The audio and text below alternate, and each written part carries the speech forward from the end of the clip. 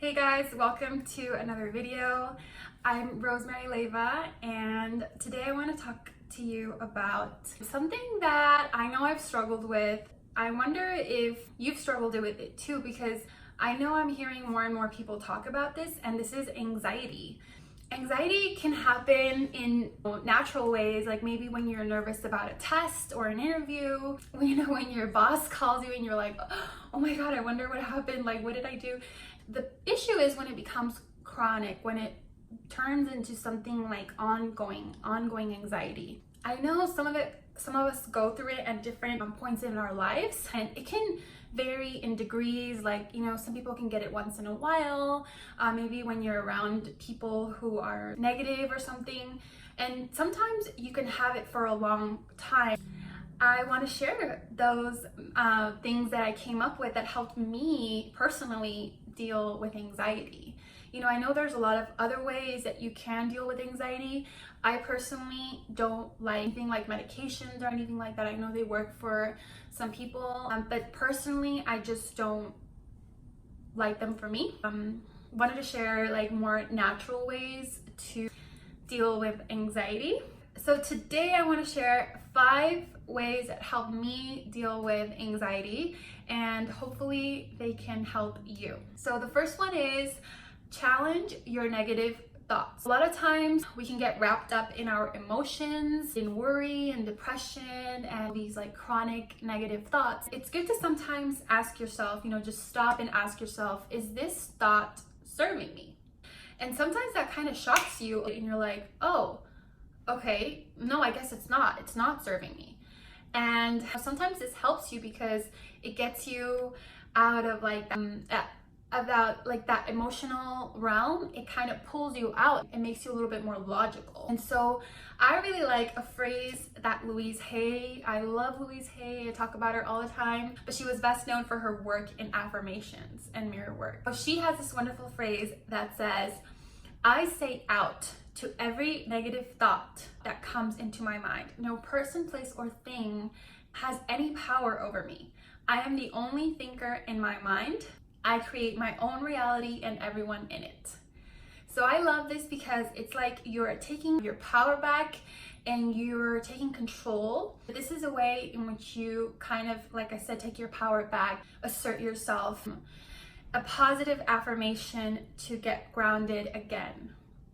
And getting grounded is another thing that we're gonna talk about also in this video. The next thing is be careful who you surround yourself with. This is a big one. So a lot of times you don't realize that there might be toxic people or negative people around you. I love this phrase that comes to mind right now. And it's before you diagnose yourself with depression, make sure you're not, in fact, just surrounded by a-holes. So yeah, I think that phrase sums it up. Who do you spend the most time with? A lot of times you can think, no, my friends are very positive. I have very positive friends. Yeah, but who do you spend the most time with? They say that you become the 5 people that you spend the most time with. It could be that you spend the most time with your partner, with your coworkers, with your boss, with your family. And sometimes family can be toxic. Sometimes they can be negative. Sometimes certain family members don't have your best interests in mind, or they can be envious, or they just don't wish you well. I think if you're going through anxiety, it's very important to analyze and say, okay, I love this person in my family, but every time I'm with them, I just feel stressed out because they're always being negative, or maybe they're always worried about the same things, or they're not doing anything to help themselves, or maybe they're constantly trying to make me feel bad. And you need to get away from these people. You don't have to break communication completely, but you can honor yourself and love yourself enough to put space with that person. Or it could be a partner. It could be you really love your partner, you've been with them for a long time. Maybe they're not growing at the same pace as you are. Maybe you're really trying to work on yourself, trying to be positive, and they're still complaining about the same things every day and not really doing anything to improve themselves. And you can only help a person so much. Honestly, I always think it's better to be an example, because I've fallen into that trap where I try to tell people, like, you know, you have to be more positive. And on the other hand, I've also had people tell me, hey, you need to snap out of it and be more positive. And in that moment, you're so wrapped up in your emotions that you don't want to hear that. So I always think the best thing to do is just be an example and be positive. That being said, it's really important, like I said, to put space with those people. And well, like, what if you're in a very toxic work environment? Maybe you make a lot of money, maybe you really need your job, but you also need to think that your time is valuable, and you never know all the opportunities that life could have for you. And sometimes it's better to just take a risk and get out of that job if you think it's very toxic. Maybe you're in a job where you're selling things that aren't helping people, you're lying to people, or maybe you have a boss or a coworker who's very toxic. You know, you realize that it's affecting your health. It could be your physical health, it could be your mental health, and in the end, it's not worth it. Even if you make a lot of money, it's not worth it. It's better to leave that job and find something, you know, of course you're not gonna leave right away. Maybe you need to make a plan, save some money, and plan a way to leave that job. You have to be smart about it. Don't stay somewhere where it's a toxic environment. Okay, we're gonna move on to the third point, and that is food. So this can be a tough one, because I know I have a sweet tooth. I love chocolate and ice cream and all these things, and it's been hard for me to be strict sometimes.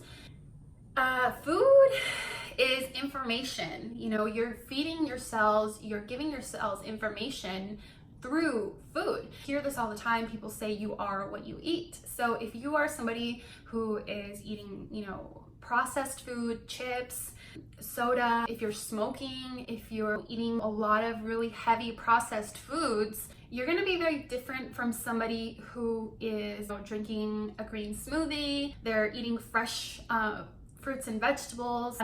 Your whole chemistry is gonna be different. And I think that when you eat healthier, you feel better. And a lot of times when I've, you know, taken a step back, when I'm going through anxiety, I realize, wow, you know, I haven't been eating that well. You know, I've been indulging, I've been eating, you know, ice cream or sweets, things like that. Maybe because you're stressed. Like, I know I go through periods in my life where I have a lot of work, or I just come home, I'm super tired, I don't feel like making something healthy, so I'll pick up something to eat and it's not the best thing to eat, or I'll be craving chocolate, things like that.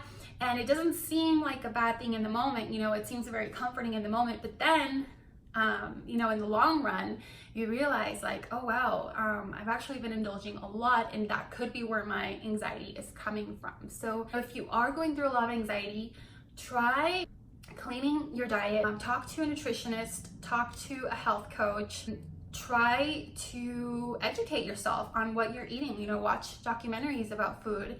I'm not an expert, but you can do your own research on what diet works best for you. The next thing is make sure you work out, make sure you move your body, because anxiety can come from stagnant energy, and the more you move, the more that you get everything in your body flowing, and you release that stagnant energy, those stagnant thoughts that no longer serve you. So that works for me a lot. I know sometimes after work I'll go to the gym and I'll just go on the Stairmaster on the treadmill for like 10-20 minutes, and after I feel amazing. I feel like I'm on top of the world, because you know, you're sweating and you're moving your body and you're literally sweating out the negativity and the negative thoughts of the day, of your work, you know. I know some people like to run because it clears their head. They like to do morning runs. For me, I love yoga. I love hot yoga. Just the whole like sweating, like I said, helps me to let go of thoughts and energy, stagnant energy that no longer serves me. And it really helps with anxiety. I know after I do a yoga session, I just feel so much better, so much more at peace with myself. There's something about the poses. So if you do your research on yoga, you'll find a lot more information than what I can give you in this video.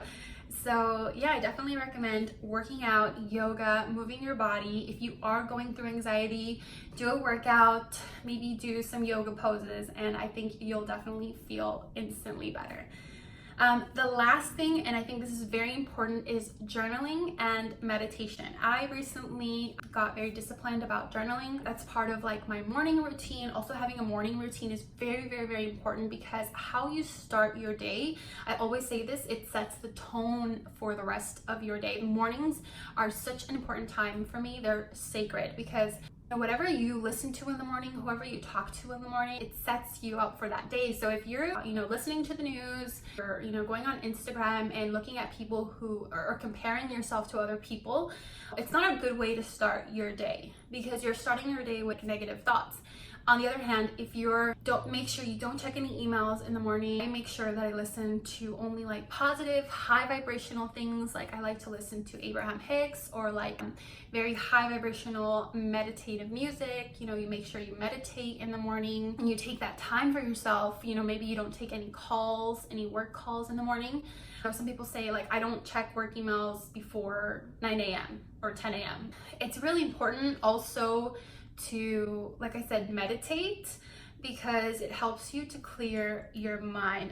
Meditation is a very, very powerful tool because it helps you to reset your vibrational set point and also helps you to raise your vibration and not be a match to negative thoughts anymore. There's a very, very powerful book that I love. It's called The Power of Now by Eckhart Tolle. You've probably heard of it. And it shows you how to disidentify from the thoughts in your head. A lot of times we tend to identify with our thoughts. You tend to think that you are the voice in your head. I know I grew up thinking that I was, and it wasn't until I read this book that I had a very powerful shift in my mindset where I was able to disidentify with the thoughts, with the voice in my head, and that helped me to no longer identify myself with these beliefs because a lot of times we tend to identify too much with our mind and with like the monkey mind, as they say, and sometimes you realize it's just a cassette that's going on in your head. It's the same thoughts over and over and over, and when you become that neutral witness, as Eckhart Tolle says, and you step out of it and you see and you just become very neutral and you just observe your thoughts, they lose their power and you become so practiced in this. It's almost like you're exercising that in you, and you're able to hold it after a while, and you're able to have these periods of no thought where you're just present in the moment. And when you're present, that's when you're a match with your higher being. That's when you're in your highest power, when you're in the present moment. They say that your point of power is always in the present moment. Yeah, because a lot of times we overthink things, and overthinking leads to anxiety. And we think, I have to do this, I have to do this technique to overcome my anxiety, I have to read this book, I have to work out, I have to do all these things. And a lot of times it can be as simple as, just practicing being present in the moment, because when you're present in the moment, like I said, you raise your vibration and you're no longer a match to negativity, to toxic people, to anxiety, and you learn to just accept the present moment, accept yourself the way you are. A lot of times anxiety can come from wanting to control things. Trying to control things is never good because there's just some things that we cannot control, and it's best to accept the present moment. And once you accept the present moment, then everything just flows to you. Everything that you want flows to you. One last thing that I want to talk about is crystals. And this is just like a little bonus.